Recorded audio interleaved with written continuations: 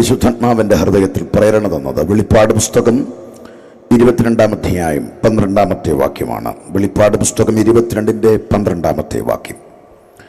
ഇതാ ഞാൻ വേഗം വരുന്നു, ഓരോരുത്തന് അവനവൻ്റെ പ്രവൃത്തിക്ക് തക്കവണ്ണം കൊടുപ്പാൻ പ്രതിഫലം എൻ്റെ പക്കൽ ഉണ്ട്. അനുഗ്രഹീതമായ നല്ല ഈ സായം സന്ധ്യയിൽ ശബ്ദപരിധിയിൽ ശ്രവിക്കുന്ന മാന്യമിത്രങ്ങൾ, ദൃശ്യമാധ്യമ സഹായത്തിലൂടെ വിദൂരങ്ങളിൽ സാഗൂതം വീക്ഷിക്കുന്നവർ ഏവർക്കും ധന്യനായ യേശുക്രിസ്തുവിൻ്റെ പരിശുദ്ധ നാമത്തിലുള്ള വന്ദനമറിയിക്കുകയാണ്. ഇന്ന് രാത്രിയിൽ പരിശുദ്ധാത്മാവ് എനിക്ക് നൽകിയ നിയോഗം വെളിപ്പാട് പുസ്തകം 22-ന്റെ-12-ാമത്തെ വാക്യത്തിൽ നിന്ന് എൻ്റെ കേൾവിക്കാരോട് സംസാരിക്കാനാണ്. ഇതാ ഞാൻ വേഗം വരുന്നു, ഓരോരുത്തൻ അവനവൻ്റെ പ്രവൃത്തിക്ക് തക്കവണ്ണം കൊടുപ്പാൻ പ്രതിഫലം എൻ്റെ പക്കലുണ്ട്. ഈ വാക്യത്തിൻ്റെ ആഴം, അതിൻ്റെ ആഴമേറിയ ആശയവും ഈ രാത്രി സവിസ്തരമായി വിവരിക്കാൻ സാധ്യമല്ലെങ്കിലും ദ്രുതഗതിയിൽ ചില ചിന്തകൾ പറഞ്ഞ് പ്രാർത്ഥിപ്പാൻ ഞാൻ ആഗ്രഹിക്കുകയാണ്. ഈ ആത്മീയ സമ്മേളനം ഇന്ന് രാത്രി ആശീർവാദം പറയുന്ന സമയം എനിക്ക് നൽകിയിട്ടുണ്ട്. ഞാൻ അതിനുള്ളിൽ കൃത്യമായി അവസാനിപ്പിക്കണമെന്ന് ഞാൻ ആഗ്രഹിക്കുന്നു. കർത്താവായ യേശുക്രിസ്തുവിൻ്റെ ഏറ്റവും വലിയ പ്രഖ്യാപനമാണ്. വെളിപ്പാട് പുസ്തകത്തിൻ്റെ ഏറ്റവും വലിയ പ്രത്യേകത എന്ന് പറഞ്ഞു കഴിഞ്ഞാൽ, വേദപുസ്തക ചരിത്രത്തിൽ നമ്മൾ കണ്ണോടിക്കുമ്പോൾ വേദപുസ്തകത്തിൽ മുദ്രയിടപ്പെടാത്ത ഏക ഗ്രന്ഥമാണ് വെളിപ്പാട് പുസ്തകം. പ്രവാചക ചിന്തകളിലൂടെ നമ്മൾ കണ്ണോടിക്കുമ്പോൾ അടുക്കോടെ കൃത്യമായി വിവരിച്ചിരിക്കുന്ന, വിഷയവിഭജനത്തോടുകൂടെ വിവരിക്കപ്പെട്ടിരിക്കുന്ന ഒരു പുസ്തകമാണ്. ഈ പുസ്തകം എഴുതപ്പെടുമ്പോൾ വേദപുസ്തകത്തിൻ്റെ അവസാന ഗ്രന്ഥമായി ഇത് മാറുന്നതിൻ്റെ കാരണം ഇത് ഏറ്റവും അവസാനമായി ചമയ്ക്കപ്പെട്ടത് കൊണ്ടാണ്. നീറോയുടെ കൊടിയ പീഡ അരങ്ങേറുന്ന കാലഘട്ടം മുതൽ ദൈവസഭയ്ക്കുണ്ടായ ഏറ്റവും വലിയ വിപത്ത്, ആ വിപത്തിനെ തുടർന്ന് ചമയ്ക്കപ്പെടുന്ന വളരെ ഗൗരവമേറിയ വെളിപ്പാട് ഗ്രന്ഥം, ആ ഗ്രന്ഥത്തിൻ്റെ അവസാന പുസ്തകത്തിൽ എഴുതി ചേർക്കുന്ന ഏറ്റവും പ്രത്യാശ നിർഭരമായ ഒരു പദമാണ് കർത്താവായ യേശുക്രിസ്തുവിൻ്റെ തൻ്റെ സഭയാം കാന്തയോട്, മണവാട്ടിയോട്, ഒരു ക്രിസ്തുഭക്തനോട് ദൈവത്തിൻ്റെ ആത്മാവിടപെടുന്ന ഏറ്റവും ഗൗരവമുള്ള ഒരു യാഥാർത്ഥ്യമാണ്. ആ യാഥാർത്ഥ്യമാണ് നമ്മുടെ കർത്താവായ യേശുക്രിസ്തുവിൻ്റെ മടങ്ങിവരവ്. ഇവിടെ പറയുകയാണ്, കർത്താവായ യേശുക്രിസ്തുവിൻ്റെ മടങ്ങിവരവും പ്രതിഫല വിഭജനവുമാണ്. ഇന്ന് രാത്രിയിൽ എൻ്റെ പ്രിയപ്പെട്ടവരെ, കർത്താവായ യേശുക്രിസ്തുവിൻ്റെ മടങ്ങിവരവ് എന്നതാണ് ദൈവസഭ കാത്തിരിക്കുന്ന ഏറ്റവും വലിയ കാത്തിരിപ്പ്. ഇന്ന് രാത്രിയിലും ആർത്തിരമ്പുന്ന പ്രതിസന്ധികളുടെ നടുവിൽ ഒരു ഭക്തന്റെ അകത്തളത്തിൽ ആവേശമായി മാറുന്നത് കർത്താവായ യേശുക്രിസ്തുവിന്റെ മടങ്ങിവരവാണ്.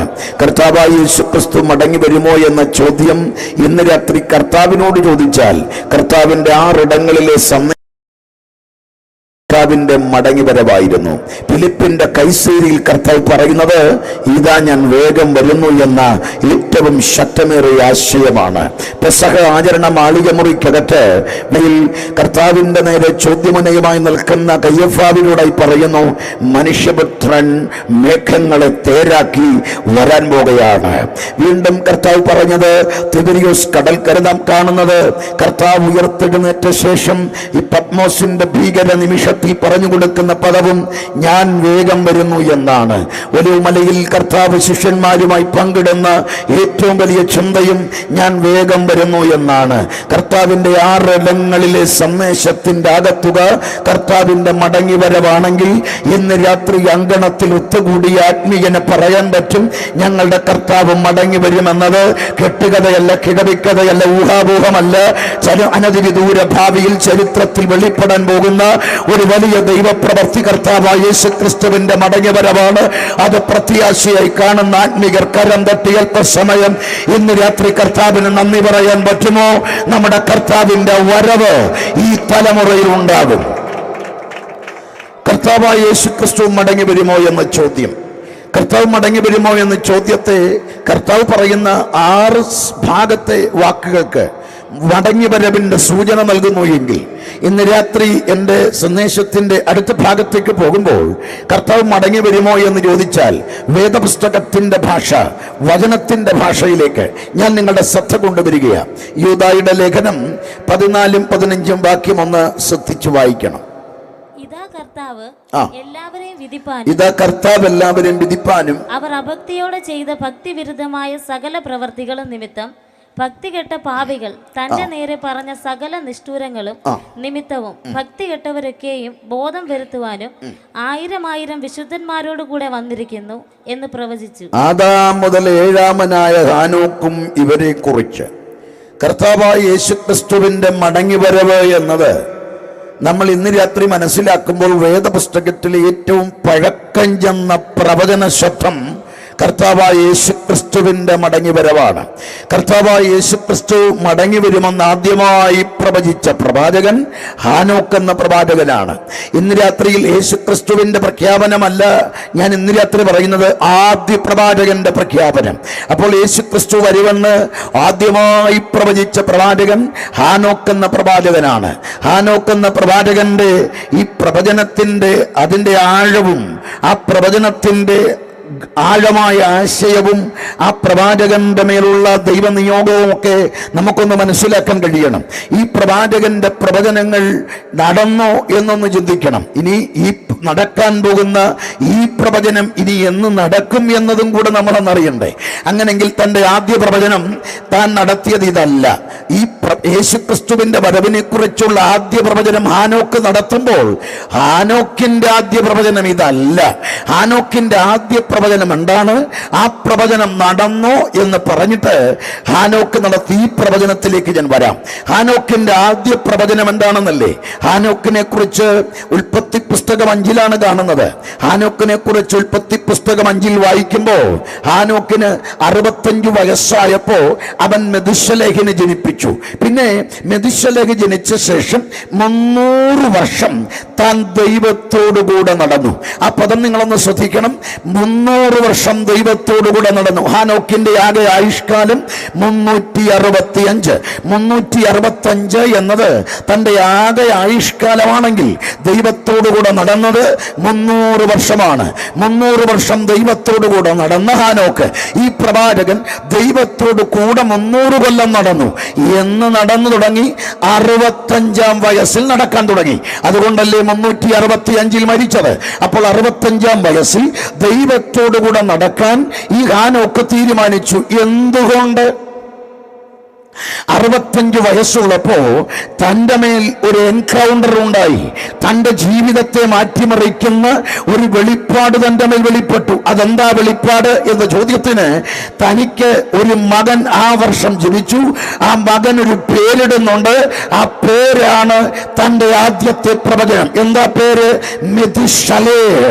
അവന്റെ ശേഷം അത് സംഭവിക്കും. ആരുടെ ശേഷം?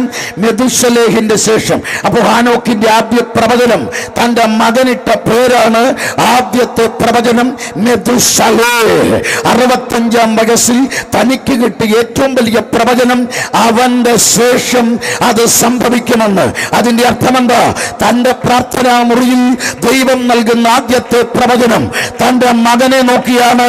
ഇവനൊരു സീസണാണ്, ഇവനൊരു കാലഘട്ടമാണ്, ഇവന്റെ കാലഘട്ടത്തിന് ശേഷം അത് സംഭവിക്കുമെന്ന് പറഞ്ഞെങ്കിൽ എന്താണ് ആ പ്രവചനം? ആ പ്രവചനം അവന്റെ ശേഷം അത് സംഭവിക്കുമെങ്കിൽ ആ പ്രവചനത്തിന്റെ ആഴമെന്താ? അതറിയണമെങ്കിൽ നമ്മൾ ഒന്നുകൂടെ ലളിതമാക്കണം. തന്റെ ആയുഷ്കാലം 969. ഇനി നിങ്ങൾ കേൾക്കണം, 969 ആണെങ്കിൽ ആ 969 വയസ്സ് കഴിഞ്ഞപ്പോൾ ഉലകിൽ എന്താ സംഭവിച്ചത്? ഈ ലോകത്തിൽ എന്തോ നടന്നല്ലോ. അതാണല്ലോ ആദ്യ പ്രവചനം. അങ്ങനാണെങ്കിൽ 900 തന്റെ മേൽ വെളിപ്പെട്ട ദർശനം 969 വർഷം കഴിഞ്ഞപ്പോൾ എന്തോ സംഭവിച്ചു. അവന്റെ മരണശേഷം അതെന്താണ് സംഭവിച്ചത്? അപ്പൊ 969 എന്നത് നമ്മൾ വീണ്ടും ഒന്ന് ഇഴകീറി പരിശോധിക്കാൻ പോകുകയാണ്. നിങ്ങളിന്ന് ശ്രദ്ധിക്കണം. അതിന്റെ കാലക്കണക്ക് ഞാനൊന്ന് പറയാം. അതായത് നമ്മൾ വായിക്കുമ്പോൾ ഉൽപ്പത്തി 5-ന്റെ 21 മുതൽ 23 വരെയുള്ള വാക്യത്തിലാണ് ഹാനോക്കിനെ കുറിച്ച് രേഖപ്പെടുത്തിയിരിക്കുന്ന. ഹാനോക്ക് മെഥൂശലഹിനെ ജനിപ്പിച്ചതിനെ കുറിച്ച് 5-ന്റെ 25-ൽ ഒരു വാക്കുണ്ട്. മെഥൂശലഹിന് 187 വയസ്സായപ്പോൾ, അപ്പോൾ മെഥൂശലഹിന് 187 വയസ്സായപ്പോൾ മെഥൂശലഹിനൊരു മകനുണ്ടായി. ആ മകന്റെ പേരാണ് നമുക്കറിയാവുന്ന ലാമേക്ക്. ലാമേക്കിന് 182 വയസ്സായപ്പോൾ നോഹ ജനിച്ചു. ഇപ്പൊ കണക്കുകളൊക്കെ ഒന്ന് കൂട്ടിപ്പോണം. വഴിക്കണക്ക് പഠിച്ചവർക്ക് മാത്രമേ ഇത് കണ്ടെത്താൻ പറ്റുകയുള്ളൂ. ശ്രദ്ധിച്ചോണം. മെഥൂശലഹിന് 187 വയസ്സായപ്പോൾ മകനുണ്ടായി ലാമേക്ക്. ലാമേക്കിന് 182. അപ്പൊ 187ഉം 182ഉം കൂടെ കൂട്ടുമ്പോൾ 369. 369 ആയപ്പോ മെഥൂശലഹിന് 369 വയസ്സായപ്പോൾ തനിക്കൊരു കൊച്ചുമകനുണ്ടായി. ആ കൊച്ചുമകന്റെ പേരാണ് നോഹ. ഇനി നോഹയ്ക്ക് 600 വയസ്സായപ്പോഴാ പ്രളയമുണ്ടായത്. ഇനി നിങ്ങൾ മനസ്സിലായോ? നോഹയ്ക്ക് 600 വയസ്സാകുമ്പോ ഈ അപ്പച്ചനായ മെഥൂശലഹിന്റെ പ്രായം 969. അങ്ങനാണെങ്കിൽ ജലപ്രളയം ഈ ഭൂമിയിൽ നടക്കുമ്പോ പ്രായം എത്ര? മെഥൂശലഹിന് 969.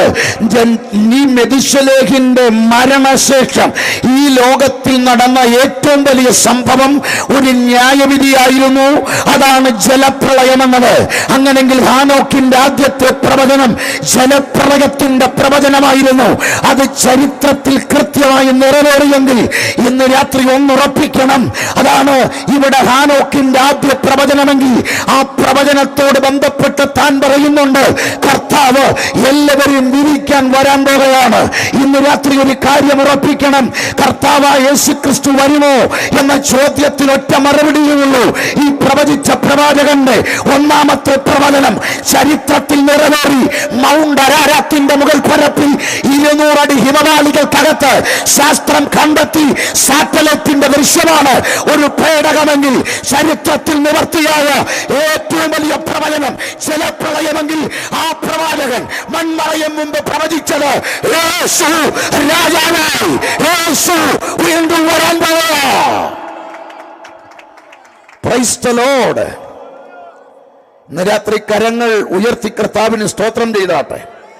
ഇന്ന് രാത്രി ആത്മീയന്റെ അകത്തൊരു ആവേശത്തിന്റെ തിരമാലകൾ തീർക്കുന്നൊരു യാഥാർത്ഥ്യമാണിത്. ഒന്നാമത്തെ പ്രവചനം പ്രവചിച്ച ഹാനോക്കിന്റെ ആ പ്രവചനം നിവർത്തിയായെങ്കിൽ കർത്താവായ യേശുക്രിസ്തുവിന്റെ വരവിനോട് ബന്ധപ്പെട്ട് താൻ നടത്തിയ ഏറ്റവും വലിയ പ്രവചനം ഇവിടെയാണ് രേഖപ്പെടുത്തുന്നത്. ആ പ്രവചനമാണ് അവരെ കുറിച്ചും ഇവരെ കുറിച്ചും. ആ വാക്ക് നിങ്ങളൊന്ന് ശ്രദ്ധിക്കണം. അവർ അഭക്തിയോടെ ചെയ്ത അവർ ഇവരെ കുറിച്ചും അവരെ കുറിച്ചും രണ്ടു കൂട്ടമാണ്. ഇവരും അവരും.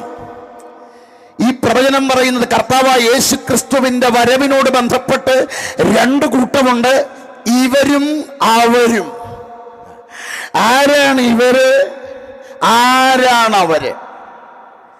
അത് യൂദായുടെ ലേഖനം തന്നെയുണ്ട്. 11ാം വാക്യത്തിലുണ്ട്. അവർ കയ്യോ കഷ്ടം. അവർ കായിന്റെ വഴിയിൽ നടന്നു, കൂലി കൊതിച്ച് ബിലയാമിന്റെ വഞ്ചനയിൽ തങ്ങളെ തന്നെയും ഏൽപ്പിക്കുകയും കോരഹിന്റെ മത്സരത്തിൽ ഉടഞ്ഞുപോയ ഒരു കൂട്ടമാ. അവർക്ക് അയ്യോ കഷ്ടം. അപ്പൊ അവരാരാ? കായിന്റെ വഴിയിൽ നടന്നു എന്ന് പറയുന്ന കൂട്ടമാരാ? കായിന്റെ വഴിയിൽ നടന്നു എന്ന് പറയുന്ന കൂട്ടം ഇത് രണ്ട് കുടുംബമാണ് ഉള്ളത്. ഒന്ന് കായിന്റെ കുടുംബവും മറ്റൊന്ന് ശേത്തിന്റെ കുടുംബവുമാണ്. കായിന്റെ കുടുംബം കായിന്റെ വഴി തന്നെ നടക്കുള്ളൂ, അത് യാഥാർത്ഥ്യമാണ്. എന്നാൽ ഇവിടെ കൃത്യമായി ഹാനോക്കിന്റെ പ്രവചനം കായിന്റെ വഴിയിലോട്ട് ശേത്തിന്റെ കുടുംബത്തിലുള്ളവർ കയറി നടക്കാൻ തുടങ്ങി. അതാ പറയുന്നത്, അവരെ കുറിച്ച് പറയുകയാണ്. കായിന്റെ വഴിയിലേക്ക് കയറി നടക്കുന്ന ശേത്തിന്റെ കുടുംബം. ഇന്ന് രാത്രി ഞാനൊരു യാഥാർത്ഥ്യം പറയാം.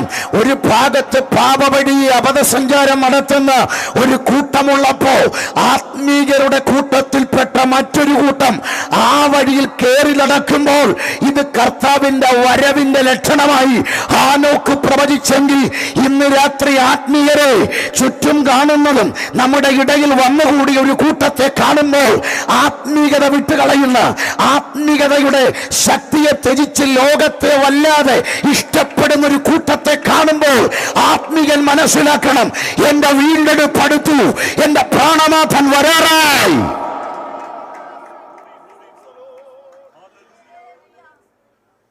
ഈ ശേത്തിന്റെ കുടുംബം കായിന്റെ കുടുംബവും, ഈ കായിന്റെ കുടുംബത്തിന്റെ പ്രവൃത്തിയും അതിലേക്ക് കയറി നടന്നത് ഈ ശേത്തിന്റെ കുടുംബത്തിൽ നിന്നാ. അതിന് തെളിവെന്താ? അതുകൊണ്ടല്ലേ ഇത്രയും കൊടികെട്ടിയ പ്രവാചകന്മാരുണ്ടായിരുന്ന ശേത്തിന്റെ കുടുംബത്തിൽ നിന്ന് 8 എണ്ണം ആ പെട്ടകത്തിൽ കയറിയത്. 8 എണ്ണം മാത്രം. ആ 8 എണ്ണത്തിൽ നോഹ പെട്ടകം പണിയാനുള്ള കാരണമെന്താ? ഒറ്റ കാരണമേ ഉള്ളൂ. താൻ കണ്ടത് വീണു പോകുന്നവരെ അല്ല, താൻ നോക്കിയത് ഉടഞ്ഞു പോകുന്നവനെ അല്ല, താൻ നോക്കിയത് കായിന്റെ പിന്നാലെ പോകുന്നവനെ അല്ല, താൻ നോക്കിയത് കായിന്റെ കുടുംബത്തിന്റെ പാരമ്പര്യമായ ലാമക്കിന്റെ വഴിയെ പോകുന്നവനെ അല്ല.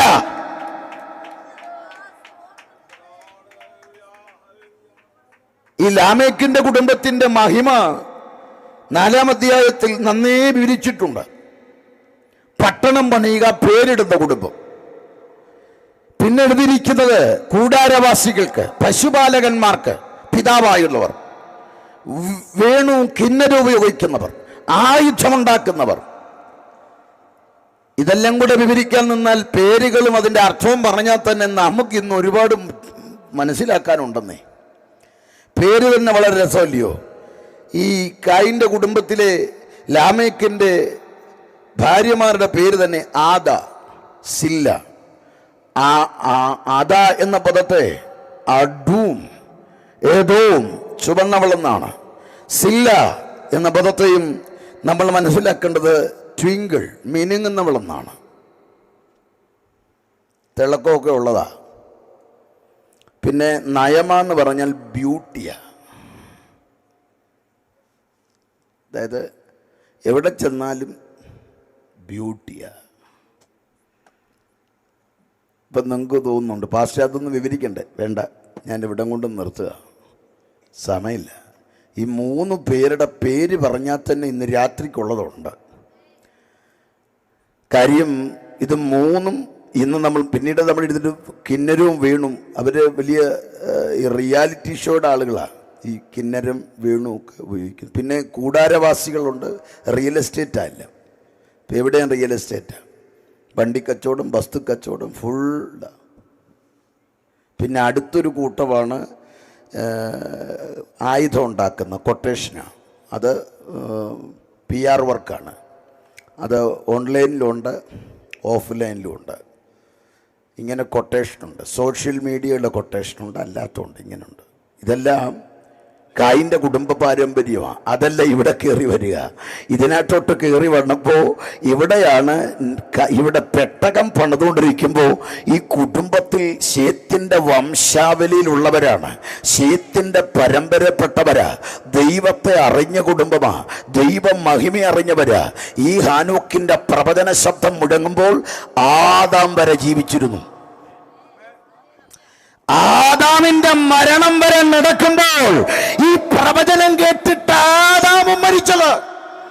അതിന്റെ അർത്ഥം ഉലകിലെ ആദിമ മനുഷ്യൻ ഹാബേൽ ഒഴികെയുള്ള അടുത്തൊരു മരണം രേഖപ്പെടുത്തും മുൻപ് ദൈവം ഈ പ്രവചനം പറഞ്ഞിട്ട് മനുഷ്യനെ മണ്ണിലേക്ക് വിട്ടതെങ്കിൽ ഇന്ന് രാത്രി ഓർക്കണം, ആ പെട്ടകം പണിയുമ്പോ ഹാനോക്കിനെ പണിയാൻ പ്രേരിപ്പിച്ച ഘടകമെന്താ?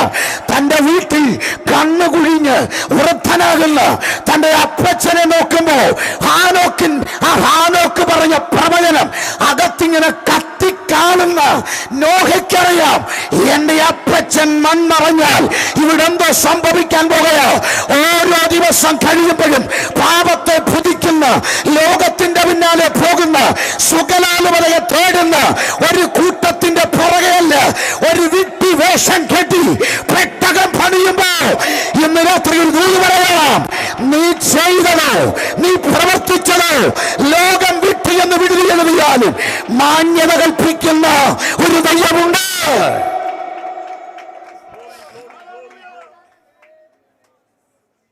Praise the Lord. കർത്താവായ യേശുക്രിസ്തുവിന്റെ മടങ്ങിവരവിന്റെ ഏറ്റവും വലിയ പ്രവചനം ഈ തലമുറയിൽ വെളിപ്പെട്ടുകൊണ്ടിരിക്കുമ്പോൾ ആത്മീയൻ മനസ്സിലാക്കേണ്ടത് നമ്മുടെ വീണ്ടെടുപ്പടുത്തു.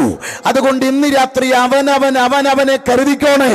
അതുകൊണ്ട് കർത്താവ് പറഞ്ഞത്, നോഹയുടെ കാലം പോലെ മനുഷ്യപുത്രന്റെ വരവാകും. ഇന്ന് രാത്രി കർത്താവ് വരുമെന്ന് ഉറപ്പുള്ളവര് കരമുയർത്തി കർത്താവിനെ സ്തുതിച്ചേ. ചെറിയ മോണിറ്റർ വേണേ, മോണിറ്റർ. എനിക്ക് ഒരു ചെവിയെ കേൾക്കത്തുള്ളൂ കേട്ടോ, അതായിക്കോളും. അപ്പൊ ശ്രദ്ധിച്ചോളൂ, കർത്താവായ യേശുക്രിസ്തുവിന്റെ വരവ് ഈ തലമുറയിലുണ്ടാകും. കാഹളനാദ ധ്വനിയോടെ കർത്താവ് വരുന്നു. ഇവിടെ നിന്ന് എടുക്കപ്പെടുന്നത് സഭയാം കാണ്ടുക, എക്ലീഷ്യ. എല്ലാവരെയും കൂടെ കൊണ്ടുപോകാനല്ല കർത്താവ് വരുന്നത്. ഇന്ന് രാത്രി ഉച്ചഭാഷയുടെ ഇവിടെ പരിധിയിൽ ശ്രമിക്കുന്ന മിത്രങ്ങൾക്ക് വേണ്ടിയാ യേശു വരുമെന്നുള്ളത് ഉറപ്പാണ്. ആർക്കു വേണ്ടി വരും? എക്ലീഷ്യ, സഭ, എക്ലീഷ്യ, ഒരു പ്രത്യേക ഉദ്ദേശത്തിന് വേണ്ടി വിളിച്ച് വേർതിരിക്കപ്പെട്ടവരുടെ കൂട്ടം. ആ പദത്തിൽ ആരാ എക്ലീഷ്യ? രക്ഷിക്കപ്പെട്ട് സ്നാനപ്പെട്ട് വിശുദ്ധ ജീവിതം കാത്തു സൂക്ഷിക്കുന്നവർ. രക്ഷിക്കപ്പെടുക എന്ന് പറഞ്ഞാൽ കർത്താവായ യേശുക്രിസ്തുവിനെ ഹൃദയത്തിൽ വിശ്വസിച്ച് വാഗൊണ്ട് ഏറ്റുപറഞ്ഞ് രക്ഷിതാവും നാഥനുമായി അംഗീകരിക്കുന്നവൻ. ക്രിസ്ത്യാനിയായി ജനിച്ചിട്ട് കാര്യമില്ല, ക്രിസ്തുവിൽ ജനിക്കണം. ചിലരുടെ ചിന്ത ഞങ്ങളും ക്രിസ്ത്യാനിയാണ്, ഞങ്ങളെല്ലാവരും കൂടെ പോകും, ബൈബിൾ തലച്ചൂട്ട് വെച്ചുറങ്ങി. നീ പോകുന്നൊന്നുമല്ല. ചിലർ ചോദിക്കുന്നത് ക്രിസ്ത്യാനിയായി ജനിച്ചു ഞാൻ പോകും, അങ്ങനെയൊന്നും ഉറപ്പില്ല. അങ്ങനെയാണെങ്കിൽ കടലിൽ കിടക്കുന്ന മീനെ നോക്ക്, കടലിൽ നിന്നാണ് ഉപ്പ് കിട്ടുന്നത്. മീൻ ഇവിടെ കൊണ്ടുവന്ന് കറിയായി മാറുമ്പം ഉപ്പ് എക്സ്ട്രാ ഇടണ്ടല്ലോ, ഓൾറെഡി കടലിലല്ലേ ഉപ്പ്. വെള്ളത്തിന് ഉപ്പുണ്ട്. നമ്മൾ നാവിൽ രുചിക്കുമ്പോൾ ആ വെള്ളത്തിൽ നന്നായി ഉപ്പുണ്ട്. ഉപ്പ് ഉണ്ടാക്കുന്നതും വെള്ളത്തിൽ നിന്നാണ്.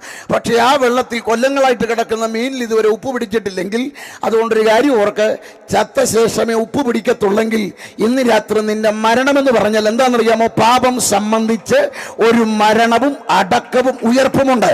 അതെന്താണ്? അതാ രക്ഷിക്കപ്പെടുക എന്ന പ്രക്രിയ അനന്തരം നടക്കുന്ന സ്നാനം. അതുകൊണ്ട് ഇന്ന് രാത്രി എന്നെ കേൾക്കുന്ന മിത്രങ്ങളൊന്നറിയണം, കർത്താവ് വരുമ്പോൾ പോണോ? ഒറ്റ കാര്യമുള്ളൂ, രക്ഷിക്കപ്പെടുക, സ്നാനപ്പെടുക. രക്ഷിക്കപ്പെട്ടിട്ട് മതി സ്നാനം. വെറുതെ പറയുന്നത് ഞങ്ങൾ സ്നാനപ്പെട്ടില്ല, തലതൊട്ടപ്പൻ രക്ഷിക്കപ്പെട്ടാൽ മതി. നിനക്ക് ഡെങ്കു വന്നപ്പോഴും കൊറോണ വന്നപ്പോഴും വാക്സിൻ എടുത്തത് തലതൊട്ടപ്പനാണ്. അതാ ഇവിടുത്തെ ഒരു വാക്സിൻ പോലും അങ്ങനെ ഫലിക്കുന്നില്ലെങ്കിൽ പിന്നെ എന്തിനായി ഈ കർമ്മങ്ങളുടെ പുറകെ പോകുന്നത്? ഇന്ന് രാത്രി അതുകൊണ്ട് ഹൃദയത്തിൽ യേശുവിനെ വിശ്വസിക്കുക, വാഗൊണ്ട് ഏറ്റുപറയുക, ജലത്തിൽ മുങ്ങി സ്നാനപ്പെടുക. ഇനി അടുത്ത ചോദ്യം, പക്ഷേ മുങ്ങണം എല്ലാവരും മുങ്ങണോ? ഇത് എന്തിനാ ഇത്ര തർക്കം? അതിന് ഏറ്റവും നല്ല തെളിവ് ഡോക്ടർ യുഹാനൻ മെത്രാപ്പോലിത്തി എഴുതിയൊരു പുസ്തകമുണ്ട്, study book for first communication, page 49. വേദപുസ്തകത്തിൽ ശിശുസ്നാനത്തിന് ആധാരമായി സ്പഷ്ടമായ വാക്യമൊന്നുമില്ല. പ്രവൃത്തികളുടെ പുസ്തകത്തിൽ ലേഖനങ്ങളിലും പ്രായം ചെന്നവരെ വെള്ളത്തിൽ മുക്കി സ്നാനപ്പെടുത്തിയതിനെ കുറിച്ച്. എത്ര നല്ല ഒരു ഭക്തന്! അദ്ദേഹം പറഞ്ഞ വാക്ക് തന്നെ കണ്ടില്ലേ? മുക്കിയായിരുന്നു. അതുകൊണ്ട് അങ്ങ് മുങ്ങ്. ഇത്ര പ്രശ്നം എന്താ? പെന്തക്കോസ്തി ചേരാനല്ല, യേശുവിനോട് ചേരാൻ. സ്നാനപ്പെട്ട് വിശുദ്ധ ജീവിതം കാത്തു സൂക്ഷിക്ക്. താമസമിന് യേശു വരും, ഇവിടെ നിന്ന് പറന്നു പോകാം. അതുകൊണ്ട് ഇന്ന് രാത്രി എന്നെ ശ്രമിക്കുന്ന മിത്രങ്ങളോട്, ആകാശത്തിന് കീഴിൽ മനുഷ്യരുടെ ഇടയിൽ പാപിക്ക് രക്ഷിക്കപ്പെട്ട് സ്വർഗത്തിൽ കർത്താവിനോടുകൂടെ വസിക്കാൻ ഏകമാർഗം യേശു മാത്രമാണ്. യേശു മാത്രമാണ് വാതിൽ, യേശു മാത്രമാണ് വഴി, യേശു മാത്രമാണ് സത്യം. അതുകൊണ്ട് തന്നെ യേശുവിൽ വിശ്വസിച്ചാൽ നീയും നിന്റെ കുടുംബവും രക്ഷ പ്രാപിക്കും. ഇന്ന് രാത്രി അങ്കണത്തിൽ ഒത്തുകൂടിയവർക്കൊരു ആവേശം ഇന്ന് രാത്രി ഉണ്ടാകട്ടെ. നമ്മുടെ കർത്താവ് വരും, നമ്മൾ ഇവിടുന്ന് പോകും. പോയാൽ ഞാൻ അതാ പറയാൻ പോകുന്ന. കർത്താവ് പറഞ്ഞു, ഇതാ ഞാൻ വേഗം വരുന്നു. അടുത്തതാണ്, ഓരോരുത്തന് അവനവന്റെ പ്രവർത്തിക്ക് തക്കവണ്ണം കൊടുപ്പാൻ പ്രതിഫലം എൻ്റെ പക്കലുണ്ട്. ഇന്ന് രാത്രി അതുകൊണ്ട് കർത്താവായ യേശു ക്രിസ്തു വന്നാൽ ഇവിടെ നിന്ന് ഒറ്റ സെക്കൻഡ് കൊണ്ടൊരു കൂട്ടം പോകും കേട്ടോ. പോകുന്നത് എങ്ങനെ? ആര് പോകുമെന്ന ചോദ്യത്തിന് സഭ പോകും. സഭ ഇവിടെ നിന്ന് പോകുമ്പോ എന്താ സംഭവിക്കുന്നത്? എടുക്കപ്പെടുന്ന സഭ കർത്താവിനോടുകൂടെ മണിയറയിലേക്ക് പ്രവേശിക്കുക. മണിയറയിൽ ചെന്നു കഴിയുമ്പോ അവിടെ എന്താ സംഭവിക്കുന്നത്? ഓരോരുത്തനെ അവനവന്റെ പ്രവർത്തിക്ക് തക്കവണ്ണം പ്രതിഫലം അവിടെ ഉണ്ടാകും. ഇവിടുത്തെ പ്രവർത്തിക്കെല്ലാം അവിടെ പ്രതിഫലമുണ്ട്. റോമാലേഖനം 4:4 വാക്യമുണ്ട്, ആകയാൽ പ്രവർത്തിച്ചവന് കൂലി കണക്കിടുന്നത് കൃപയായിട്ടല്ല കടമായിട്ടത്രേ. അടുത്തിരിക്കുന്നവരുടെ കരം പിടിച്ചു എന്ന് പറഞ്ഞു കൊടുത്ത്, പ്രവർത്തിക്ക് കൂലി ഇപ്പൊ കടവാണെന്ന്. ഇപ്പൊ കടവാ. എന്താ അർത്ഥമെന്നറിയാമോ? കർത്താവായ യേശുക്രിസ്തുവിനെ രക്ഷിതാവുനാഥനുമായി ഹൃദയത്തിൽ സ്വീകരിച്ച് വാഗോണ്ട് ഏറ്റുപറഞ്ഞ് കർത്താവിന് വേണ്ടി ഇറങ്ങിത്തിരിച്ച് ദൈവത്തിന്റെ മക്കൾക്ക് പറയാൻ പറ്റുന്നത്, അർഹിച്ചാൽ അർഹതയില്ലാത്തത്, ചിന്തിച്ചു തീരാൻ പറ്റാത്തത്, വർണ്ണിക്കാൻ പറ്റാത്തത് കർത്താവ് തന്നതെന്ന് നമ്മുടെ അധരഗർവണം. പക്ഷേ സ്വർഗം പറയുന്നത് എന്താണെന്നറിയാമോ? ഞാൻ കൊടുക്കേണ്ടതൊന്നും കൊടുത്തില്ല. ഇന്ന് രാത്രി ഇവിടെ കൊത്തുകൂടിയവരെ എഴുന്നേൽപ്പിച്ചു നിർത്തി കർത്താവ് ചെയ്തതെന്ന് വർണ്ണിക്കാൻ പറഞ്ഞാൽ, അയ്യോ എത്ര എണ്ണത്തിന്റെ കണ്ണനാളം ഇടറുമെന്നറിയാമോ? കണ്ണ് നിറഞ്ഞൊഴുകും. കാരണം നമുക്ക് താങ്ങാൻ പറ്റില്ല. ആന്തർതി യോഗത്തിന്റെ അന്ന് തന്നെ എഴുന്നേറ്റ് നിന്ന് കരഞ്ഞതിന് കയ്യും കണക്കുമില്ല. എഴുന്നേറ്റ് നിന്ന് നന്ദി പറഞ്ഞ് എത്രയോ തവണ കരഞ്ഞു. വാക്ക് തന്നെ എത്രയോ തവണ മുട്ടിപ്പോയി.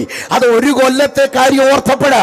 പക്ഷെ ഒന്നോർത്ത്, ഈ ആയുസ് മൊത്തം തന്നതോർത്താൽ നമ്മൾ പറയും പറഞ്ഞു തീരാത്ത ദാനമെന്നാണ്. എന്നാൽ മറുഭാഗത്ത് സ്വർഗം പറയുന്ന പദം എന്താണെന്നറിയാമോ? ഞാൻ കൊടുക്കേണ്ടതൊന്നും കൊടുത്തിട്ടില്ല, ഞാൻ കൊടുത്തത് അഡ്വാൻസ് മാത്രമാണ്. ഞാൻ കടം വീട്ടുന്നത് മറുകരയിലാണ്. ഇവിടെ നീ ഓടിയതിന്, ഇവിടെ നീ അധ്വാനിച്ചതിന്, ഇവിടെ സുവിശേഷം പറഞ്ഞതിന്, ഇവിടെ കർത്താവിന്റെ വേല ചെയ്തതിന്, ഇവിടെ കർത്താവിനെ സേവിച്ചതിന്, ഇവിടെ കർത്താവിന്റെ പേരിൽ നിന്ന കേട്ടതിന്, കർത്താവിന്റെ വേലയ്ക്ക് ചുമൽ കൊടുത്തതിന്, ഇവിടെ കിട്ടിയതൊക്കെ സ്വർഗം പറയുന്നത് കടം മാത്രമാണ്. ഞാനിത് വീട്ടുന്നത് മറുകരയില്ല. അവിടെയാണ് ഞാൻ നിന്റെ കാര്യം തീർക്കുന്നത്, അവിടെയാണ് നിന്റെ കണക്ക് തീർക്കുന്നത്. അന്നാളിൽ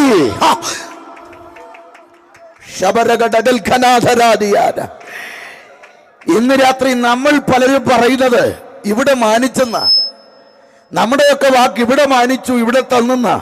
അത് നമ്മുടെ വാക്കല്ലേ?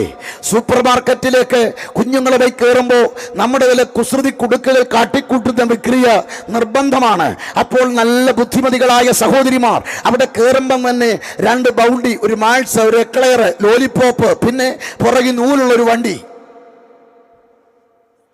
അതങ്ങോട്ട് കൊടുത്തു കഴിയുമ്പം അവൻ ശല്യമില്ലാതെ ട്രോളി ഉന്തി പുറത്തിറങ്ങി. അവൻ അന്ന് എന്തൊരു സന്തോഷമെന്നറിയാം. മമ്മി, എൻ്റെ പൊന്നു മമ്മി, ചക്കര മമ്മി, ഉമ്മ വീട്ടിൽ ചെന്ന്. പക്ഷേ ഈ മമ്മി കാട്ടിയൊരു കുസൃതി എന്താണെന്നറിയാമോ? നല്ലൊരു കുസൃതിയാ.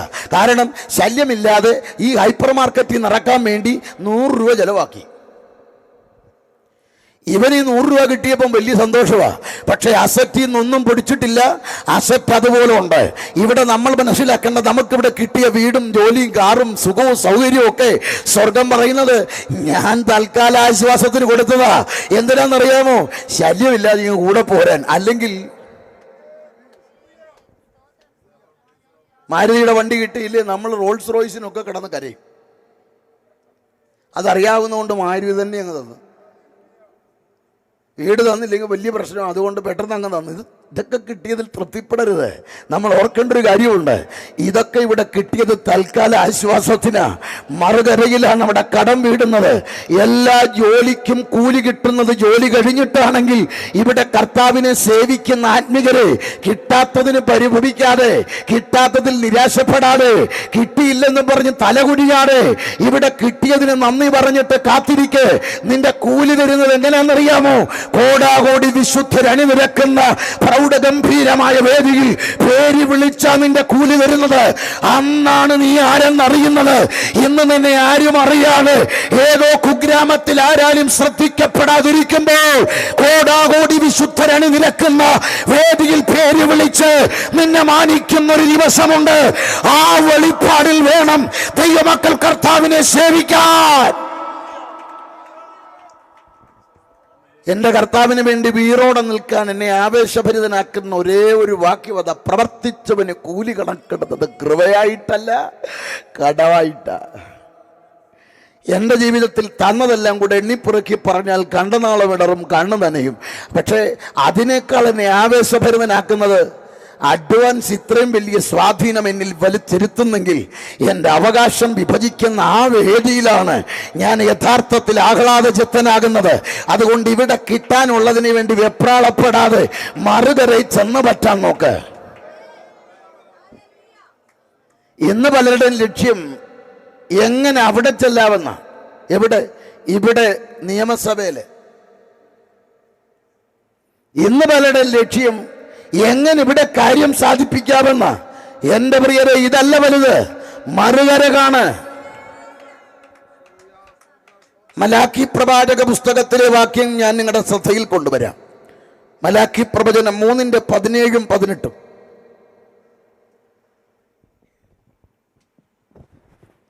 ഞാൻ ഉണ്ടാക്കുവാനുള്ള ദിവസത്തിൽ അവർ എനിക്ക് ഒരു നിക്ഷേപമായിരിക്കുമെന്ന് സൈന്യങ്ങളുടെ യഹോവ അരുളി ചെയ്യുന്നു.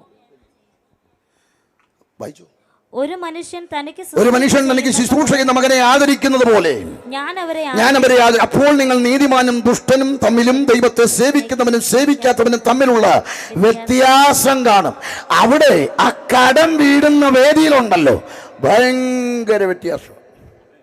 ഒരു കാര്യം ഓർത്തോണം, ഈ കടം വീടുമെന്നൊക്കെ ഞാൻ പറയുമ്പോൾ നിങ്ങൾ സന്തോഷിക്കുന്നുണ്ട്, ശരിയാ, പോയാലേ ഉള്ളേ,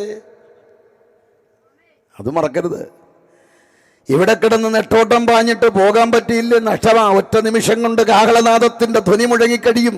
ആ സമയമാ നമുക്ക് പ്രതീക്ഷയോടിരിക്കുന്നത്. കാഹളം മുഴങ്ങിക്കഴിയുമ്പോൾ നമ്മൾ ഇവിടുന്ന് നേരെ ചെന്ന് ഒരു വലിയ വേദിയിലേക്ക് ചെല്ലുക. ഭൂമിയുടെ വൻകരകളിലെ സകല വിശുദ്ധന്മാരും അണിനിരക്കുന്ന വലിയ വേദിയിൽ ഒരുക്കപ്പെട്ട ഇതുപോലുള്ള സ്റ്റേജിലേക്ക് നമ്മെ കയറ്റി നിർത്തി മാനിക്കും. അതാ പറയുന്നത്, അപ്പോൾ നിങ്ങൾ നീതിമാനും ദുഷ്ടനും ദൈവത്തെ സേവിക്കുന്നവനും സേവിക്കാത്തവനും തമ്മിലുള്ള വ്യത്യാസം വീണ്ടും കാണും. ഇപ്പോഴാ വ്യത്യാസമുണ്ട്, ഇന്നാ വ്യത്യാസമുണ്ട്. ഇന്നത്തെ വ്യത്യാസം എന്ന് പറഞ്ഞു കഴിഞ്ഞാൽ പ്രാർത്ഥിക്കുന്നവനെയും പ്രാർത്ഥിക്കാത്തവനെയും, കർത്താവിന് വേണ്ടി നിൽക്കുന്നവനെയും നിൽക്കാത്തവനെയും, സുവിശേഷ വേലക്കാരനെയും സുവിശേഷ വേലയെ വാണിജ്യവൽക്കരിക്കുന്നവരെയും ഒക്കെ നമുക്ക് നന്നായി അറിയാം. അതുപോലെ തന്നെ അവിടെ വലിയ വ്യത്യാസമാണ്. അവിടുത്തെ 4 വ്യത്യാസം പറഞ്ഞ് ഞാൻ അങ്ങ് പ്രാർത്ഥിച്ചോളാം. നമ്മുടെ വിചാരം കാഹളം മുഴങ്ങി ഇവിടുന്ന് അവിടെ വരെ പോകുന്നു, അവിടെ വരെ നമുക്ക് നല്ല തിട്ടവാ. കർത്താവ് വരും പോവും, കർത്താവ് വരും പോവും. എല്ലാ മീറ്റിങ്ങിലും എല്ലാവരും പറഞ്ഞു കർത്താവ് വരും പോവും, കർത്താവ് വരും പോവും, കർത്താവ് വരും പോവും, കർത്താവ് വരുന്നു പോണം. എൻ്റെ ചോദ്യം, ഇനി അങ്ങ് പോയെന്നിരിക്കട്ടെ, അവിടെ വലിയ വ്യത്യാസമാണ്. അവിടെ വലിയ വ്യത്യാസമാണ്. വ്യത്യാസം അവിടെ പറയുന്നു. എന്താ വ്യത്യാസം? അവിടെ 4 തരത്തിൽ വ്യത്യാസമുണ്ട്. അപ്പൊ ഒന്നാമത്തെ വ്യത്യാസം 1 കൊരിന്ത്യർ ലേഖനം 15:41.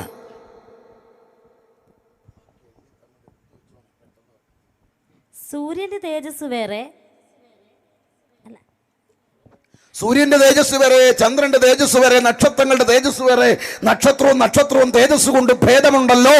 മരിച്ചവരുടെ പുനരുത്ഥാനം ഔവണ്ണം തന്നെ. അപ്പോൾ ഒന്നാമത്തെ വ്യത്യാസം തേജസ്സിന് വ്യത്യാസമാണ്.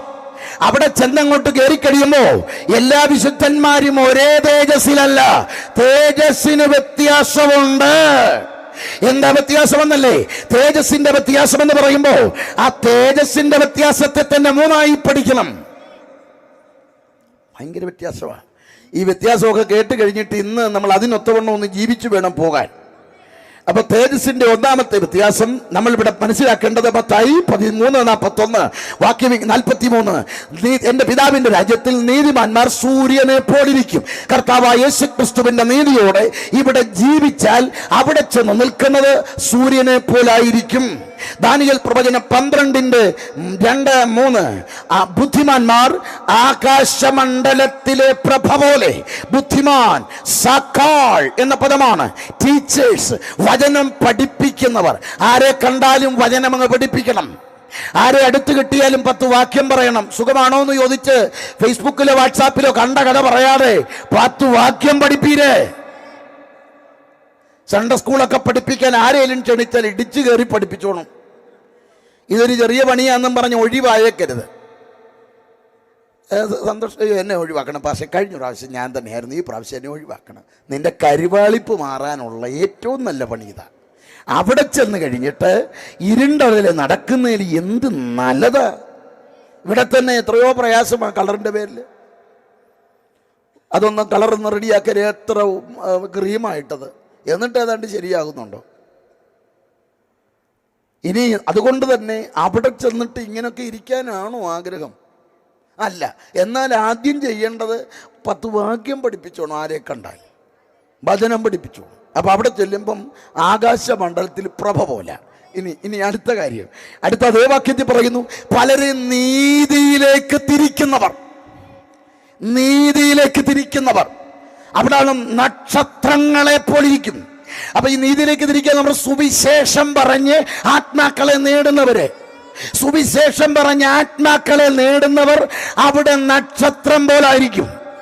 ഇപ്പൊ ഈ ദിവസങ്ങളിൽ കേരളം മുഴുവനും ക്രൈസ്തവർ ചർച്ച ചെയ്യുന്നത് പരസ്യോഗത്തെക്കുറിച്ചാണ്. ചില വിദ്വാൻമാർ പറയുന്നത് അത് കുറഞ്ഞ പണിയാണ്. പക്ഷെ അവിടെ ചെല്ലുമ്പോഴേ അറിയട്ടുള്ളൂ. AC റൂമിലിരുന്ന് AC കോളി പ്രസംഗിച്ചവരൊക്കെ അവിടെ വെട്ടം വിളിച്ച് കൊണ്ടുവന്നൊന്നുമില്ല. ഇവിടെ എഴുതിയിരിക്കുന്നത് നീതിയിലേക്ക് തിരിച്ചവരാ, സുവിശേഷം പറഞ്ഞ് ആത്മാക്കളെ നേടിയവര്. അതുകൊണ്ട് ഇന്ന് രാത്രി കുറഞ്ഞ പണിയാന്ന് കരുതണ്ട. തെരുവിൽ നിന്ന് തന്നെ പറഞ്ഞോണം, ആള് കൂടിയിടത്ത് പറഞ്ഞോണം, കുറഞ്ഞിടത്ത് പറഞ്ഞോണം, ആരെ കണ്ടാലും പറഞ്ഞോണം. കാരണം ആത്മാക്കളെ നേടാൻ വേണ്ടി നീ പറയുന്ന ഈ സുവിശേഷ പ്രചരണത്തിന് സ്വർഗത്തിൽ ചെന്ന് കഴിയുമ്പോ അവിടെ നീ സ്റ്റാറായിരിക്കും. ഈ ലോകത്തിന്റെ അവാർഡ് നൈറ്റ് നടക്കുമ്പോൾ സ്റ്റാറുകള്, എല്ലാ സ്റ്റാറും അല്ലല്ലോ സ്റ്റാറ്. അതില് മെയിൻ സൂപ്പർ സ്റ്റാറുകൾ പോകുമ്പോഴല്ലേ അവിടെ ബോഡി ഗാർഡ്സൊക്കെ നിൽക്കുന്നത്. അല്ലാതെ കൊമേഡിയനൊക്കെ വരുമ്പോൾ വേണ്ട ആരാ ശ്രദ്ധിക്കുമോ? അതുപോലെ ഇവിടെ ഇങ്ങനെ സോഷ്യൽ മീഡിയയിലെ കൊമേഡിയന്മാരൊക്കെ ഉണ്ട്. ഇത് ചെറിയ പണിയാന്ന് വിചാരിക്കുന്നവരെ. പക്ഷെ ആരവിടെ മാനിക്കപ്പെടുന്നത് ചോദിച്ചാൽ ലജ്ജിക്കാതെ സുവിശേഷവും ട്രാക്റ്റും കൊടുത്ത് കർത്താവിന് വേണ്ടി ആത്മാക്കളെ നേടുന്ന ഒരു പ്രതിഫലേച്ഛ കൂടാതെ തെരുവോരങ്ങളിൽ നിന്ന് സുവിശേഷം നിർഗളമായി പ്രവഹിക്കുമ്പോൾ ഇന്ന് രാത്രി ചെറിയ പണിയല്ല. ആകാശവിരിമാറ് സൃഷ്ടിച്ച പ്രാണനാഥൻ കോടാകോടി വിശുദ്ധരെ അണിനിരത്തിക്കൊണ്ട് ആ വേദിയിൽ സ്റ്റാറാക്കി നിന്നെ നിർത്തുന്ന ഒരു നിമിഷമുണ്ട്.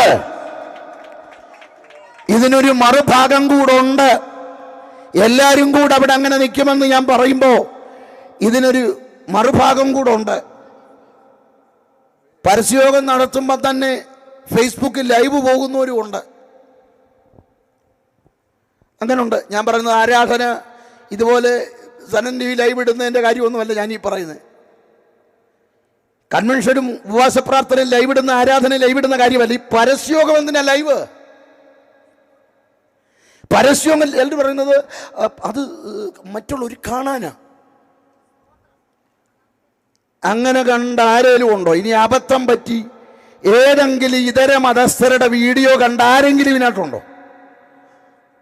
ഇതര മതസ്ഥരുടെ ഏതെങ്കിലും ഒരു ആത്മീയ പ്രോഗ്രാം ഫേസ്ബുക്കിലോ യൂട്യൂബിലോ വരുമ്പോൾ കാണുമ്പോഴേ അറിയാം ഇന്നതാ നമ്മളത് ഇങ്ങനെ അങ്ങ് തട്ടിവിടും. അപ്പൊ പിന്നെ ഈ തമ്പേറ് പഠിച്ച് ഈ ബൈക്കും കൊണ്ട് നീ ചന്തയിൽ നിന്ന് പ്രസംഗിക്കുമ്പം കാണുന്നവർക്ക് അറിയത്തില്ലേ ഇതാ ഉപദേശി തൊണ്ട കീറി മറ്റേതാ പറയുന്നതെന്ന്. അത് സ്ക്രോൾ ചെയ്ത് വിടും. പിന്നെ ഇതാർക്കാകും ഞാൻ ഇത് നീ കാണിക്കുന്നേ? കണക്ക് കൂട്ടി കാര്യം തീർക്കുന്ന നാളിൽ തല കുനിയുവേ ഇന്ന് രാത്രി. അതുകൊണ്ട് മനുഷ്യന്റെ മാനം നോക്കാതെ ഫേസ്ബുക്കിൽ ലൈവിട്ട് നീ ആട്ടുകാരുടെ പ്രീതി തേടാതെ, അവരുടെ 10 കാശ് നോക്കാതെ, അവര് തരുന്നത് നോക്കാതെ, അവരുടെ മുഖത്ത് നോക്കാതെ പ്രാണനാഥനെ നോക്കി ചെയ്യേ.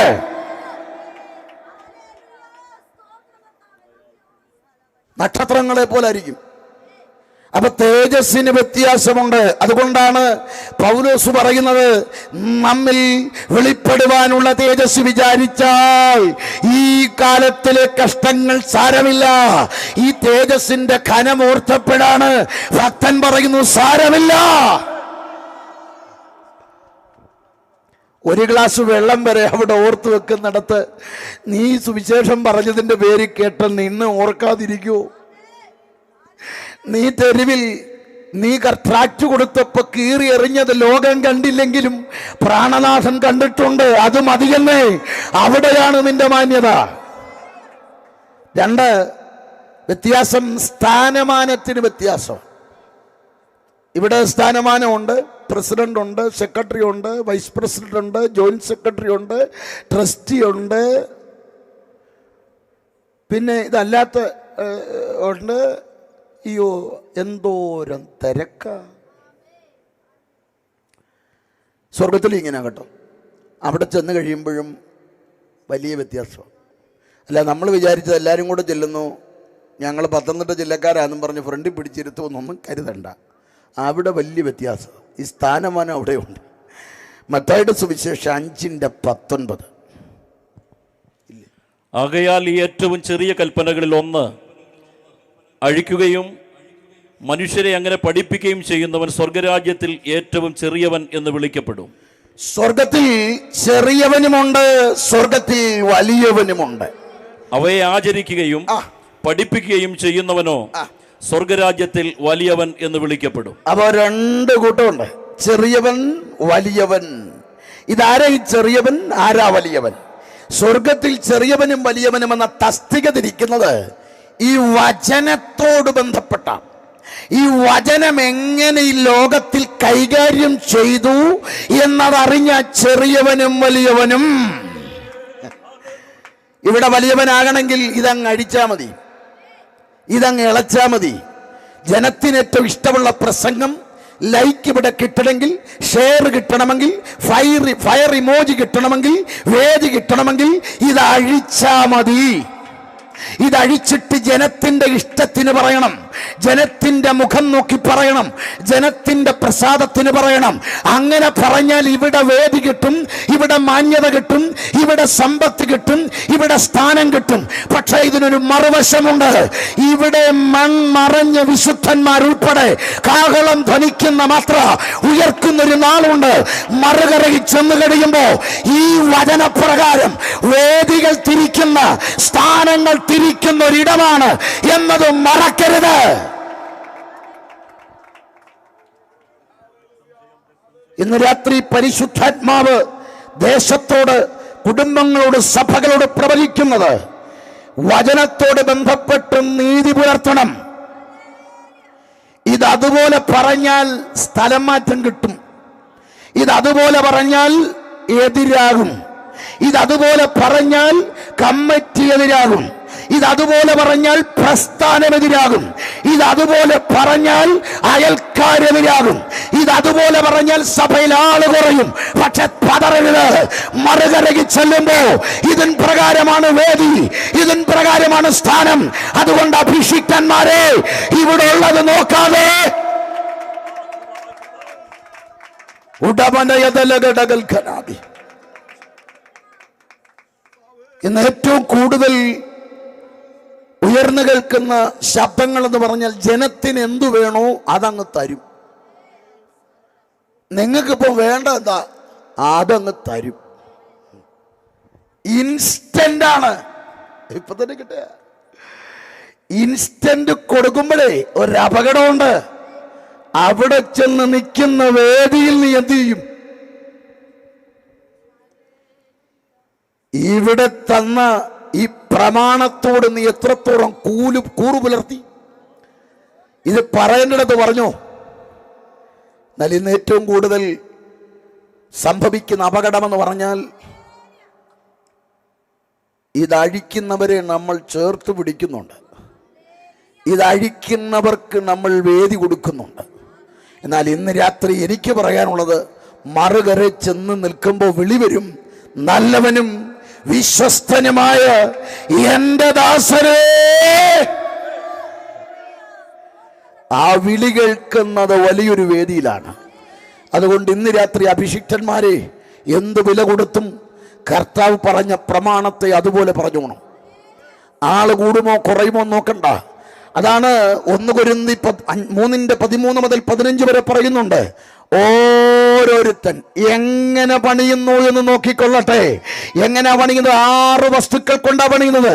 മരം, പുല്ല്, വൈക്കോൽ, പൊന്ന്, വെള്ളി, വിലയേറിയ കല്ല്. ഈ 6 ഘടകങ്ങൾ കൊണ്ട് പണി നടക്കുമ്പോൾ ഇവിടെ നടക്കുന്ന വചനം ഇളച്ചുള്ള പണി മരം, പുല്ല്, വൈക്കോൽ. ക്വാണ്ടിറ്റി കൂടുതലാ, ഭയങ്കര ക്വാണ്ടിറ്റിയാ. വചനം അഴിച്ച ക്വാണ്ടിറ്റി അങ്ങ് കൂടും. ചിലരതല്ലേ പറയുന്നത്, ഞങ്ങളിപ്പം ഞങ്ങളുടെ എത്രയെന്നറിയോ ഗാദറിങ്, ഞങ്ങളുടെ ഉള്ള വൈക്കോലിനും കൂടെ കൂട്ടി, ഉള്ള പുല്ലെല്ലാം കൂടെ കൂട്ടി, മരമെല്ലാം കൂടെ കൂട്ടി ക്വാണ്ടിറ്റി പറയുമ്പോൾ അപ്പുറത്ത് അടുത്തൊരു ക്വാണ്ടിറ്റി ഉണ്ട്. മരം, പുല്ല്, വൈക്കോല് വലിയ ക്വാണ്ടിറ്റി പറഞ്ഞ് നിൽക്കുക. അടുത്തൊരു ചെറിയ ക്വാണ്ടിറ്റി ഉണ്ട്. പൊന്ന്, വെള്ളി, വിലയേറിയ കല്ല്. എന്താ സംഭവിക്കുന്നത്? അവിടെ ഇത് തീയിൽ കൂടി ഒരു ശോധനയുണ്ട് കേട്ടോ.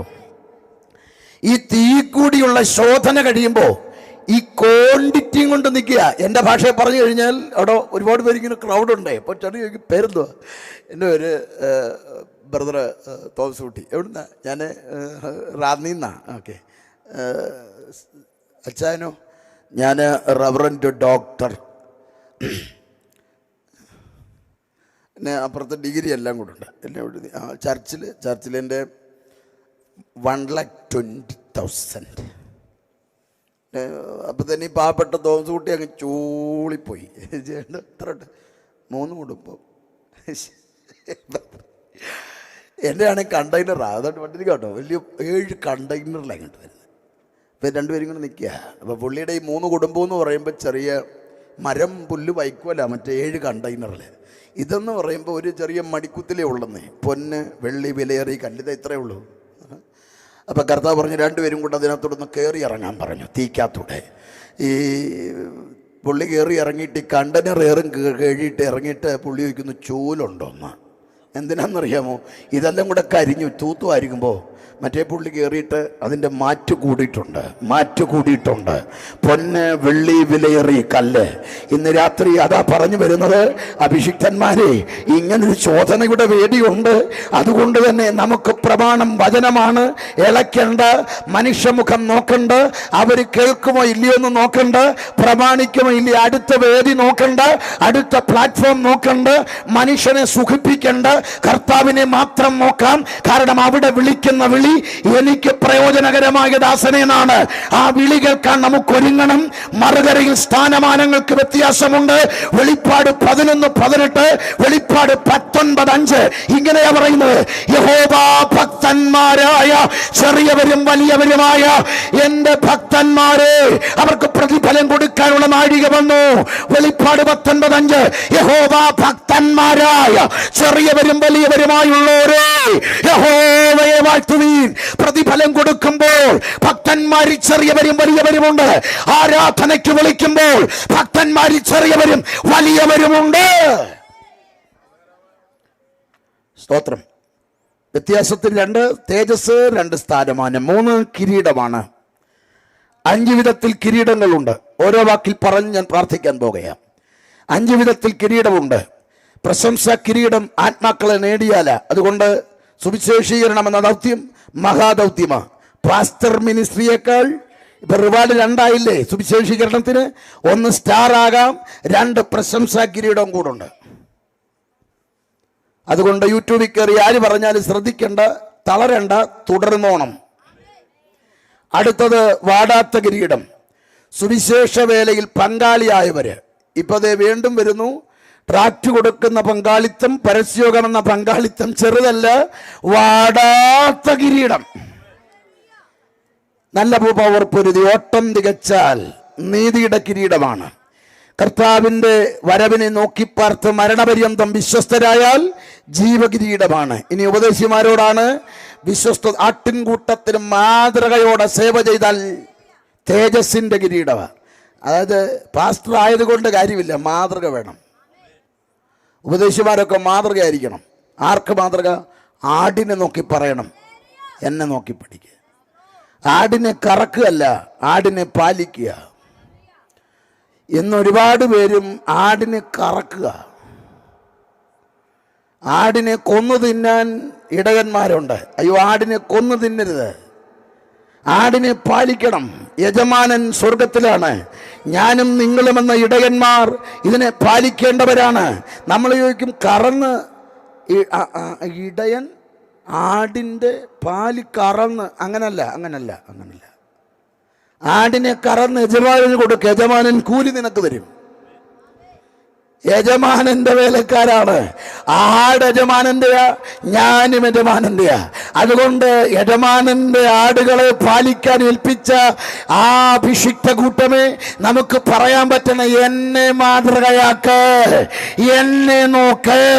അങ്ങനെ മാതൃകയായാൽ തേജസ്സിന്റെ കിരീടം അവിടെയുണ്ട്. തീർന്നില്ല. 4ാമത്തെ വ്യത്യാസം, പ്രതിഫലങ്ങൾക്ക് വ്യത്യാസം. 9 വിധത്തിൽ പ്രതിഫലമുണ്ട്. അങ്ങനെങ്കിൽ മറുകരയിൽ ഓരോരുത്തൻ്റെ പ്രവർത്തിക്ക് തക്കവണ്ണം. അങ്ങനാണെങ്കിൽ ഇന്ന് രാത്രി കർത്താവ് എൻ്റെ പ്രിയപ്പെട്ടവരോട് ചോദിക്കുന്നൊരു ചോദ്യമുണ്ട്. പ്രവർത്തിക്ക് തക്കവണ്ണം അവിടെ പ്രതിഫലമുണ്ടെങ്കിൽ, 1 ഗ്ലാസ് വെള്ളം കൊടുത്താൽ അതിനും പ്രതിഫലം അവിടെ ഉണ്ടെങ്കിൽ, കർത്താവിന്റെ വേലയ്ക്ക് വേണ്ടി നിന്നാൽ, കർത്താവിന്റെ വേലയ്ക്ക് ചുമൽ കൊടുത്താൽ, കർത്താവിന്റെ വേലയെ പ്രതി പ്രാർത്ഥിച്ചാൽ, സുവിശേഷ വേലയ്ക്ക് വേണ്ടി ഓടിയാൽ, സുവിശേഷ പ്രചരണത്തിന് വേണ്ടി നിന്നാൽ, സുവിശേഷ വേലയുടെ വ്യാപ്തിക്ക് വേണ്ടി അധ്വാനിച്ചാൽ, എത്ര എത്ര എത്ര എത്ര വേദികൾ കർത്താവിനെ ഉയർത്താൻ പറ്റുമോ അവിടെ എല്ലാം അത് മുടങ്ങാതെ ചെയ്താൽ മറുകരയിൽ ഒരു മാന്യത ഉണ്ടാകുമെന്ന ഉത്തമ ബോധ്യമുള്ളവർ ദൈവസന്നിധിയിൽ ഒരുമിച്ചൊന്ന് എഴുന്നേറ്റാട്ടെ. ദൈവസന്നിധിയിൽ ഒന്ന് എഴുന്നേറ്റാട്ടെ. എല്ലാ കണ്ണുകളും അടച്ച് നമുക്കൊന്ന് പ്രാർത്ഥിക്കാം. ഇന്ന് രാത്രി ഈ ആത്മീയ സമ്മേളനത്തിന്റെ ഈ രണ്ടാം രാത്രി പരിശുദ്ധാത്മാവ് ഓർമ്മിപ്പിക്കുന്ന ആത്മീയ ദൂത് കർത്താവിന്റെ വരവ് വാതിൽക്കലായി. അതൊരു ആത്മീയൻ ആവേശമാകട്ടോ. കാരണം എൻ്റെ അല്ലല് തീരാറായി കേട്ടോ, എൻ്റെ ആകുലങ്ങൾ തീരാറായി. ദൈവസഭയ്ക്ക് പ്രത്യാശിക്കാനും ആശ്വസിക്കാനും കൊടുത്ത ഏക വാക്കത ആശ്വസിച്ചോണം. എന്താ ആശ്വാസം? കർത്താവ് വരുന്നവരേ ഉള്ളൂ എനിക്ക് കഷ്ടത, കർത്താവ് വരുന്നവരേ ഉള്ളൂ എനിക്ക് ബദ്ധപ്പാട്, കർത്താവ് വരുന്നവരേ ഉള്ളൂ ഈ രോഗം, കർത്താവ് വരുന്നവരേ ഉള്ളൂ കടബാധ്യത, കർത്താവ് വരുന്നവരേ ഉള്ളൂ എനിക്ക് ശാപം. കർത്താവ് വരുന്നതിൻ്റെ അന്ന് ഞാൻ മറുകരയിലേക്ക് ചേക്കേറും, പ്രാണനാഥന്റെ അടിയിൽ. അവിടെ വീണ്ടും ആശ്വാസം എനിക്കെന്താണെന്നറിയാമോ? ഞാനിവിടെ എങ്ങനെ അവനെ സേവിച്ചു അതിന് പ്രതിഫലം അവിടെ ഉണ്ട്. ഞാൻ എങ്ങനെ അവന് വേണ്ടി ജീവിച്ചു അതിന് കൃത്യമായ മാന്യത അവിടെയുണ്ട്. ഞാൻ എത്രത്തോളം അവനെ ഉയർത്തി അതിന് തക്ക മാന്യത അവിടെയുണ്ട്. ഞാൻ അവന് വേണ്ടി എത്രത്തോളം ആത്മാക്കളെ നേടി അതിന് തക്ക മറുപടി അവിടെ ഉണ്ടാകും. ആ വേദിയിൽ കർത്താവ് നമ്മെ മാനിക്കും. പേര് വിളിച്ച് മാനിക്കുന്ന മനോഹര തീരമാണിത്. ഇന്ന് രാത്രിയിൽ ആ കർത്താവിൻ്റെ പേര് വിളിക്കുന്ന വേദിയിൽ, മാന്യതയുടെ വേദിയിൽ ലജ്ജിക്കുന്ന കൂട്ടത്തിലായി പോകാതിരിക്കാൻ ഇന്ന് രാത്രി എത്ര പേര് സമർപ്പിക്കും? കർത്താവേ, എനിക്ക് ഇനിയുള്ള നാൾ നിനക്ക് വേണ്ടി ചിലത് ചെയ്യണം. കർത്താവേ, നിനക്ക് വേണ്ടി ചിലത് ചെയ്യണമെന്ന ഒരു ബോധ്യം അകത്ത് ദൈവാത്മാവ് നൽകുന്നെങ്കിൽ ഇന്ന് രാത്രി സമർപ്പിക്കണം കേട്ടോ. കർത്താവിന് വേണ്ടി കർത്താവിൻ്റെ വേലയുടെ അത്രയും മഹത്വമുള്ള മറ്റൊന്നുമില്ല. ഇവിടുത്തെ വേലയൊക്കെ മരണം വരെയുള്ളൂ. പെൻഷൻ തന്നെ മരിക്കും വരെയോ രക്തബന്ധമോ പ്രിയപ്പെട്ടവരെ മരിക്കും വരെ മാത്രമാണ്. എന്നാൽ ഇഹത്തിലും പരത്തിലും കൂലിയുള്ള ഒരേ ഒരു വേല രാജാതിരാജാവിന്റെ വേലയാകട്ടെ. അതുകൊണ്ട് ആ വേല ചെയ്യാൻ കിട്ടുന്നത് മഹാഭാഗ്യമാണ്. അങ്ങനൊരു നിയോഗമകത്തുണ്ടെങ്കിൽ ഇന്ന് രാത്രി സമർപ്പിക്കണം. എനിക്ക് ആയുസ് തന്നാൽ ഞാൻ കർത്താവിന്റെ വേല ചെയ്യുമെന്ന്, ആരോഗ്യം തന്നാൽ ഞാൻ കർത്താവിന്റെ വേല ചെയ്യുമെന്ന്. നിന്റെ സാഹചര്യമോ അവസ്ഥയോ ബദ്ധപ്പാടോ ഒന്നും നോക്കണ്ട. ഇന്ന് രാത്രി ഒരു സമർപ്പണത്തിന്റെ രാത്രിയാകട്ടെ. ഞാൻ കർത്താവിന് വേണ്ടി ചിലത് ചെയ്യാൻ ആഗ്രഹിക്കുന്നു. ഒരു തീരുമാനമെടുക്കാൻ കഴിയട്ടെ. അമേരിക്കയുടെ വില്യംസ്ബോർഡിൽ യങ് പീപ്പിൾ അസോസിയേഷന്റെ പ്രസിഡന്റ് ആയിരിക്കുന്ന കാലത്ത് ജെയിംസ് ഷംബ്ലാക്ക് ആരംഭിച്ച സൺഡേ സ്കൂളിലേക്ക് ഒരുപാട് കുഞ്ഞുങ്ങൾ കടന്നു വന്നു. അതിലൊരു 14-കാരി കുഞ്ഞുണ്ടായിരുന്നു. അവൾ ആദ്യ ദിവസം തന്നെ യേശുവിനെ കുറിച്ച് അറിഞ്ഞ് രക്ഷിക്കപ്പെട്ട് സൺഡേ സ്കൂളിലെ ഒരു ഏറ്റവും പ്രിയപ്പെട്ട വിദ്യാർത്ഥിയായി മാറി. ആഴ്ചകൾ കടന്നുപോയി. ജെയിംസ് ഷംബ്ലാക്ക് സൺഡേ സ്കൂളിന് ഹാജർ വിളിക്കുമ്പോൾ ആ കുഞ്ഞു വരുന്നില്ല. ദിവസങ്ങൾ പിന്നിട്ടു. ജെയിംസ് ഷംബ്ലാക്കിന് വല്ലാത്ത വിഷമമായി അന്വേഷിക്കാൻ തുടങ്ങി. അന്വേഷിച്ച് ചേരിപ്രദേശത്ത് ചെല്ലുമ്പോ കേട്ട വാർത്ത തന്റെ ഹൃദയത്തെ വല്ലാതെ വേദനിപ്പിക്കുന്നതായിരുന്നു. ആ പെൺകുട്ടി മരണപ്പെട്ടു എന്ന വാർത്ത ജെയിംസ് ഷംബ്ലാക്കിന്റെ ഉള്ളിൽ വല്ലാത്ത വേദനയായി. മുറിയിൽ വന്ന് പ്രാർത്ഥിക്കാൻ തുടങ്ങി. കർത്താവേ, ആ 14-കാരി കുഞ്ഞിനെ ഞാൻ ഏറെ സ്നേഹിച്ചു. എന്റെ ഏറ്റവും പ്രിയപ്പെട്ട വിദ്യാർത്ഥിയായിരുന്നു. എന്തിനവളെ എന്നിന്ന് പറിച്ചെടുത്തു. അല്പനേരം തന്റെ പ്രാർത്ഥന തുടരുമ്പോ തന്റെ മുറിയിൽ ഇറങ്ങി വന്ന ദൈവസാന്നിധ്യം തന്റെ അകത്തിടപെടാൻ തുടങ്ങി. ജെയിംസ് ഷംബ്ലാക്കെ, ആ കുഞ്ഞ് നിന്റെ സൺഡേ സ്കൂളിൽ വന്ന് സ്നേഹിച്ചത് നിന്നെയല്ല, എന്നെയാണ്. അവൾ എന്നെ അറിയാൻ കൂടുതൽ ആശിച്ചു. ഞാനും അവളെ അത്രയേറെ സ്നേഹിച്ചു. ഞാൻ അവളെ ഇവിടെ കൊണ്ടുവന്നു. അവൾ എന്റെ അരികിലുണ്ട്. അന്ന് ജെയിംസ് ബ്ലാക്ക് തന്റെ ഉള്ളിലെ സങ്കടമൊക്കെ കരഞ്ഞു തീർത്തു. തനിക്ക് അന്ന് എഴുതാൻ പറ്റിയ വരി ഇതാണ്: എന്റെ ഹാജർ വിളിക്ക് കാത്തു നിൽക്കാതെ അവൾ പോയി കഴിഞ്ഞു. ഇനി പ്രാണനാഥൻ പേര് വിളിക്കുന്ന വേദിയിൽ ഞാൻ അവളെ തേജസ്സിൽ കാണും. അന്ന് ഞാൻ പാടിയതാണ്: പേർ വിളിക്കും നേരം കാണും എൻ പേരും. നമുക്ക് ആ വരികളൊന്ന് ചേർന്ന് പാടണം ഇന്ന് രാത്രി. ആ പേർവിളിയുടെ നാദം മുഴങ്ങാൻ പോവുകയാണ്. വിശുദ്ധന്മാരെ, വിശുദ്ധമതികളെ, ഈ ലോകം ആദരിച്ചില്ലെങ്കിലും ആദരവ് നൽകാൻ ഒരു വലിയ വേദിയിൽ നിന്റെ പേര് മുഴങ്ങുന്ന ഒരു ദിവസമുണ്ട്. അന്ന് നല്ലവനും വിശ്വസ്തനുമായ എന്റെ ദാസനേ, ദാസിയേ,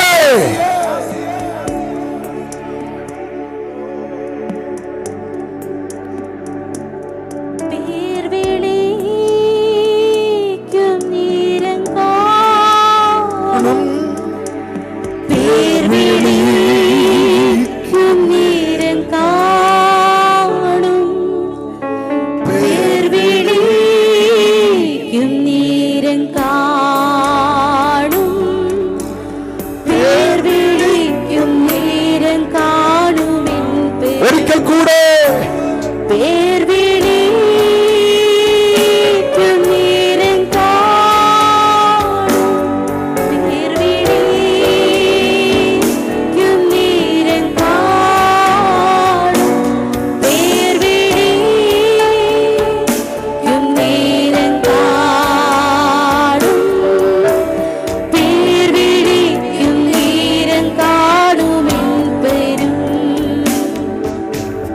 കണ്ണുകളും അടയട്ടെ. ഇന്ന് രാത്രിയിൽ ഒരു സമർപ്പണം ദൈവസന്നിധിയിൽ എടുക്കാൻ കഴിയുന്നവരുണ്ട്. ഇന്ന് രാത്രി ഇനിയുള്ള ആയുസ് കർത്താവിന്റെ വേലയ്ക്ക് വേണ്ടി ഞാൻ വിശ്വസ്തയോടെ നിൽക്കും.